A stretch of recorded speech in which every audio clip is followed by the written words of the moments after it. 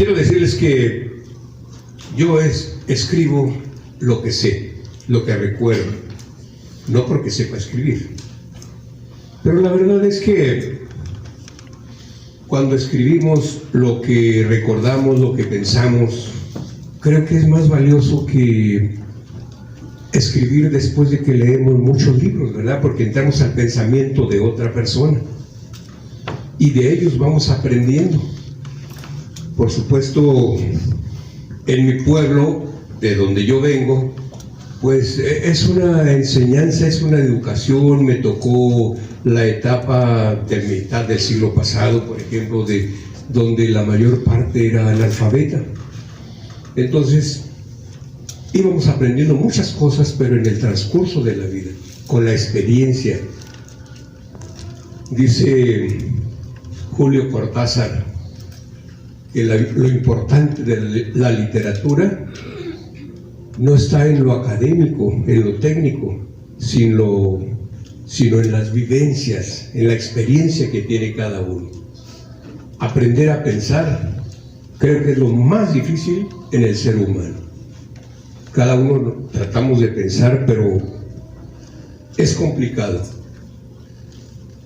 A mí me ha gustado, respeto y admiro la prosopopeya de los pueblos originarios. No sé si les suena esa palabrita de prosopopeya, porque es donde se desarrolla el pueblo de una manera natural y de una manera donde la maldad, como en las grandes urbes, pues prácticamente no existe.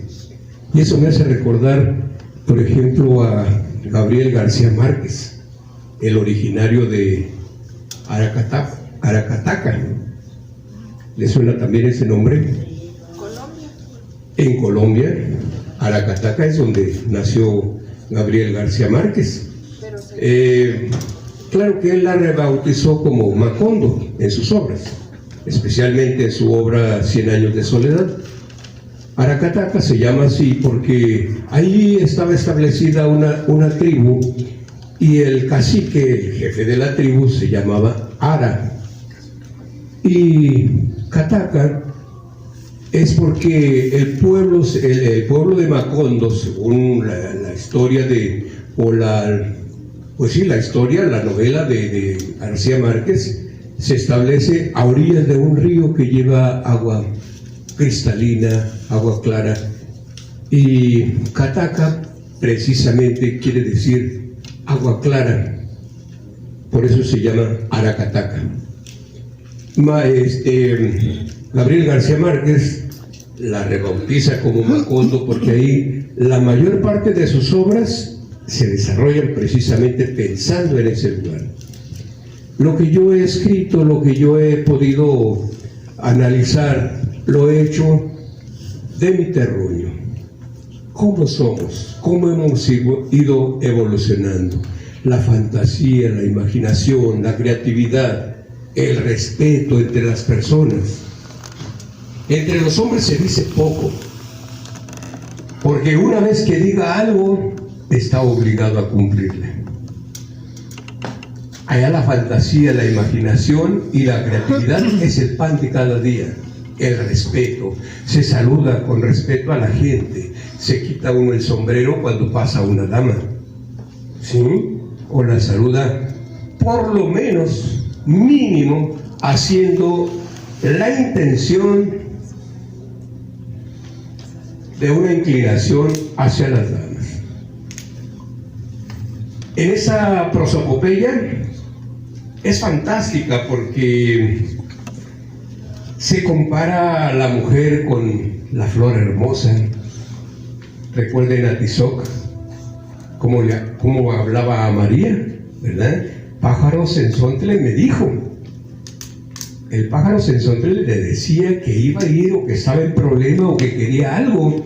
Entonces, esa es la prosopopeya, cuando le damos una imagen, una acción, una relación de lo que hace el ser vivo, el ser humano, en sus experiencias, en sus emociones, y las aplica.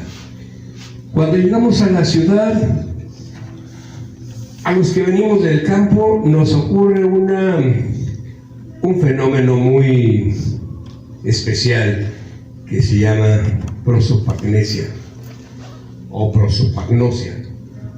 ¿Le suena también ese nombrecito?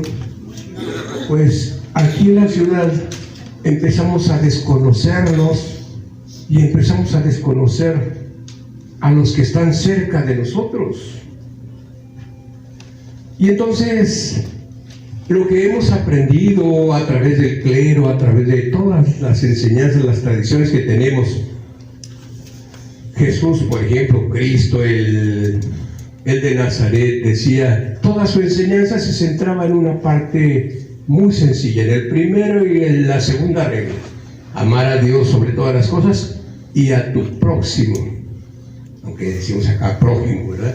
Pero prójimo en arameo antiguo pues quiere decir socio, es un socio, pero en realidad el próximo pues es el que está cerca de mí. Prójimo puede ser interpretarse como el semejante, el que es humano como yo, pero en realidad Osama Bin Laden pues puede ser mi prójimo, pero pues no sea así como que yo lo ame, ¿verdad? No, prójimo. ¿Y por qué prójimo? Bueno, primero porque en las lenguas antiguas, por ejemplo el arameo, que es una de las más antiguas, que era la lengua que hablaba Cristo y sus apóstoles, aunque algunos hablaban griego, pero lo más probable es que hayan hablado, por ejemplo, hebreo, ¿verdad? Porque además se supone que Cristo sabía leer. No sé si sabría escribir, pero por lo menos leer sí, porque hay una parte donde lo encuentran que andaban perdidos allá, vueltos locos los papás, y él estaba allá con los doctores de la ley discutiendo, analizando precisamente la ley de Moisés. Entonces quiere decir que sabía leer. Tal vez algunos de los apóstoles eran analfabetos, pero posteriormente se fueron escribiendo algunas cosas. Y nos damos cuenta que la tradición, el pensar, muchos de los grandes sabios no escribieron nada, pero lo sabemos todavía porque a través de la historia y de la transmisión oral de generación en generación, Sócrates, yo no sé, no recuerdo que haya, o no sé que haya escrito un libro. Cristo, no conozco yo un libro que haya escrito él, ni siquiera los apóstoles. Es más, los evangelios se escribieron 50 o 100 años después, y ellos lo escribieron de lo que escuchaban. Por eso cuando en la iglesia, cuando se va a leer el evangelio, dice lectura del Santo Evangelio según dijo él. Pero ellos dijeron lo que les contaron, lo que les platicaron. La verdad es que cuando yo vengo escribiendo algo, lo hago a través de esa experiencia que me dio la vida, y creo que ustedes también. Sí he leído un poco, no un libro como decía el maestro Carmen cada mes, porque además leer sin aprender creo que es tiempo perdido, y aprender sin leer es un peligro. Gracias.